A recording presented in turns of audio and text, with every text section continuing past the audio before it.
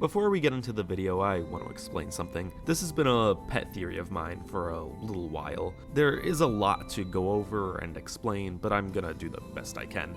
As a disclaimer, I do want to state that I do not believe that the Fazbear Frights books take place in the same continuity as the games. I made a video explaining how I believe the books might work. I'll put it right here if you want to watch it. I find that some people who watch my videos tend to think that I believe that the Fazbear Frights books are in the same continuity as the games. I do not believe that. I don't really know where people might have got that impression. I feel like I should just put that out there just in case. The second thing, I don't believe that the crying child is part of Golden Freddy in any way. I think it's completely separate. I'll explain that more in this video. But yeah, I just don't believe that theory either. While watching this video, just keep that in mind. Alright, the main games we're going to be focusing on will be FNaF 4, FNaF Ultimate Custom Night, and of course, FNaF World. Although I ordered them in a different way, I do want to start with FNaF World first, mainly because it's the most important game to this theory. When we first open FNaF World, we're met with a disclaimer, like most FNaF games, and then we're met with two yellow eyes staring at us. Whoever this character is begins to speak, saying, "Everything that happens out there has no effect here. Do you understand?" Immediately we can see that FNaF World is somehow separate from the normal game timeline or world or reality. This character goes on to describe the world as a safe place, a sanctuary, but something has gone wrong. Something went wrong, and that's why he is here, and that's why we are here. The character then goes on to state, "I will put you back together." We then enter the game and select our characters. After that, we are greeted by Fredbear. Let the NPC talk until his lines are over. Then when the done button flashes, don't click it. Wait, and then Fredbear will distort and become a glitch bear type of thing. He'll explain how the world goes deeper and pieces are in place. Pieces that we, the player, need to put together. The more you talk to Glitch Bear, the more he reveals about the world. He says that the world was once a sanctuary, a safe place, but it's no longer safe. He reveals that the world itself is tricking the player, making it seem like everything is alright, and trying to make the player go one path.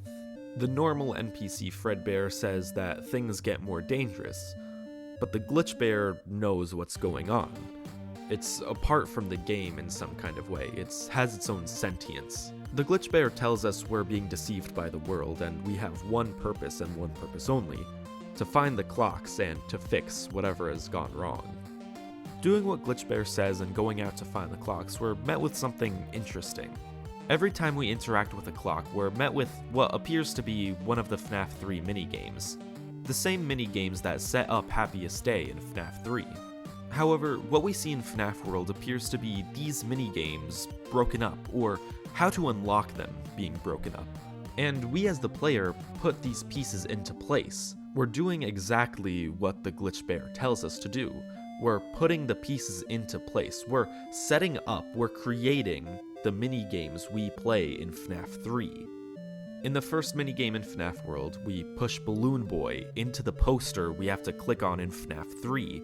In the second minigame, we activate the buttons we have to click on in FNaF 3.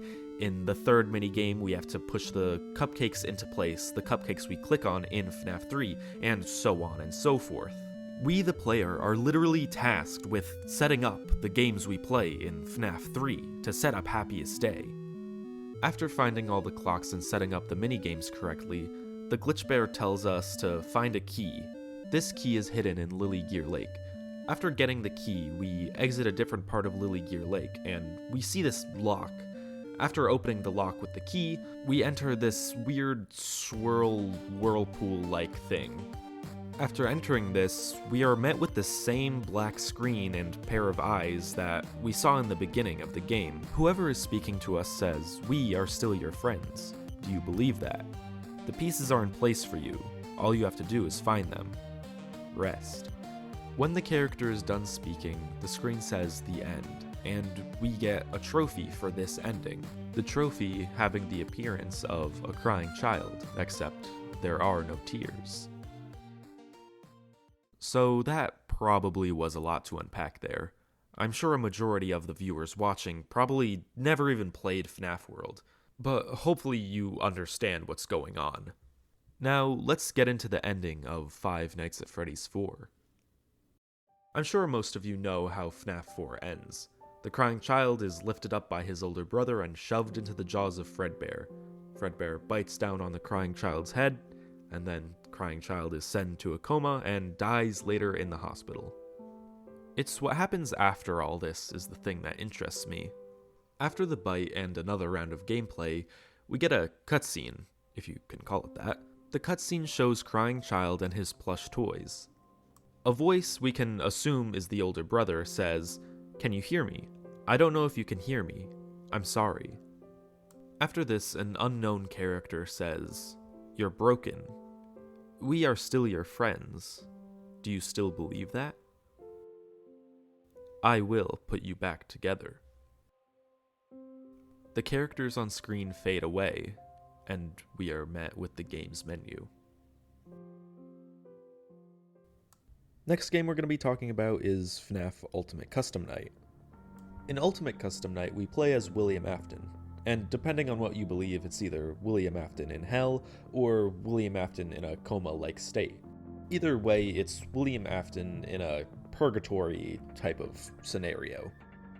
I'm not going to explain how the game works because it's literally just an endless cycle of a custom night repeated over and over again. There's not much to it. However, there are some odd things that are worth mentioning. First thing being, one of Nightmare Fredbear's lines being, "Let me put you back together, then take you apart all over again." Second thing is, multiple FNaF World characters appear throughout Ultimate Custom Night, some being important to the gameplay, and some just appearing as little Easter eggs you can see on your desk. And the last thing that I'll mention is something that honestly confuses me, not in a lore perspective, but in a just technical perspective. I have no idea how it works. Basically, what happens is, when you turn Old Man Consequences to 1 and then catch a fish, you're teleported to the Red Lake, the same one you see in FNaF World. Do the same thing you do in FNaF World and go into the lake, the game crashes. However, if you go into FNaF World, you actually unlock the trophy you would normally unlock in FNaF World by going into the Red Lake. It's two separate games, directly affecting one another. I don't know how this works on a coding perspective, but it's just really cool to see. One thing I should mention is that you do need compatible versions of both games. For instance, the Steam version of Ultimate Custom Night won't affect the Game Jolt version of FNaF World, and vice versa. If you want to know how to download FNaF World on Steam, you can easily look up a tutorial. Alright, now with all of this in mind, let's actually see who we play as in FNaF World. It has long been theorized that the Fredbear plush in FNaF 4 is the one who says, "I will put you back together." Considering Nightmare Fredbear in UCN also references the line, it's safe to say that's the case. And again in FNaF World, the pair of eyes we see do resemble the eyes of Glitchbear. So it's safe to say that the one who's saying, "I will put you back together," saying all these lines, is in fact the plush Fredbear. And because Fredbear repeats the lines he said in FNaF 4, I do believe that who we play as in FNaF World is in fact the crying child from FNaF 4. Especially considering the trophy, as I mentioned before, is in the form of a crying child, no longer crying. Okay, let's recap real quick. Crying child, after getting bit by Fredbear, dies in the hospital. His soul is sent to a weird purgatory-like place, where he's tasked with setting up the mini-games that unlock Happiest Day in FNaF 3. Now that we have all that covered, what happens to the crying child in the end? I believe the answer lies within the subtunnels. In FNaF World, when you encounter a glitched object and go into it, you enter a subtunnel. When going inside the subtunnels further and further, you end up in this weird red place with Old Man Consequences. Old Man Consequences is seen fishing at the lake. He tells you that you've gone too far, and there's no way out now. However, if you manage to get inside the lake, you end up spiraling, and then an image appears with 3 figures watching a TV. It's been speculated, with no confirmation at all, who these 3 figures are. However, I believe this could be the crying child, Elizabeth, and the older brother Michael. Crying child, after completing his own mission, is gifted with his own happiest day. We can even see this if you go inside the game files. You can see right above this image is the words happiest day. And that's what I believe the story of FNaF World is. It's the story of how the crying child activated the minigames that led to FNaF 3's happiest day. Him being an integral and important part to setting free the souls of the missing children incident. Alright, now that we have the main theory out of the way, there are some stuff that I probably should acknowledge. A lot of people believe that the crying child is Golden Freddy, or at least inhabits Golden Freddy with Cassidy. Personally, I don't believe this. I could make an entire theory on its own debunking how Crying Child isn't named Evan, or he isn't Golden Freddy. There's a lot to that I could say. The main thing being how Crying Child's name was found using the exact same way Cassidy's name was found, although Cassidy's name was found like years prior. And Cassidy was actually a confirmed name by Scott himself, both on purpose and on accident. I can't believe an important piece of FNaF lore was revealed accidentally on a fucking kazoo. Not to mention, the name Evan, it was found using like 2 contradictory methods. Like, they used one method for the first 3 letters and just decided, screw it, we'll fill in the blanks for the last letter. Which, like, I'm pretty sure that's not how that stuff is supposed to work, but okay. Basically, my main gripes with the theory being that most of the evidence is kind of suspicious.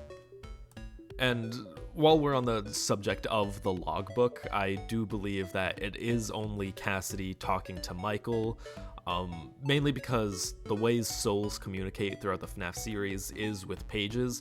I'm probably going to do a separate video on its own about that, because honestly it's a really interesting concept, but I don't think Cassidy only communicates with one form of, like, print manipulation, or whatever you would call it.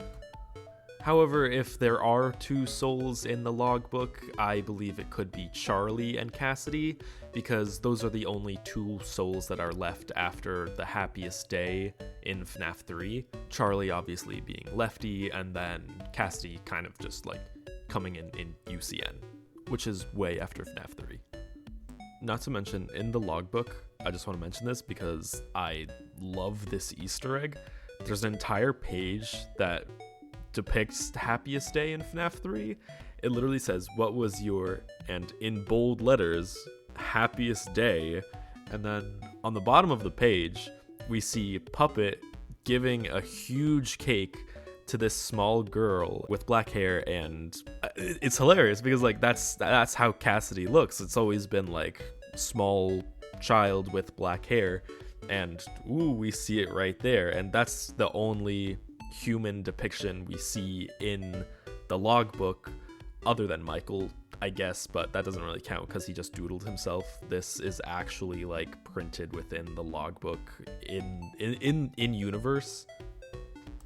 So like it's literally a depiction of happiest day. I think it's really cool. I know it's not like confirming that Charlie could be a second soul in the logbook, but I do think it's an interesting detail and I really like it a lot. And I mean, it could make sense if like Cassidy rejected happiest day and Charlie was like, the party was for you. Anyways, that's the end of the video.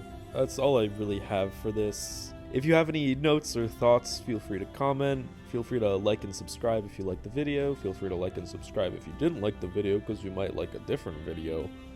But yeah, have a great day, night, or heat death of the universe, depending on what time you're watching, and goodbye.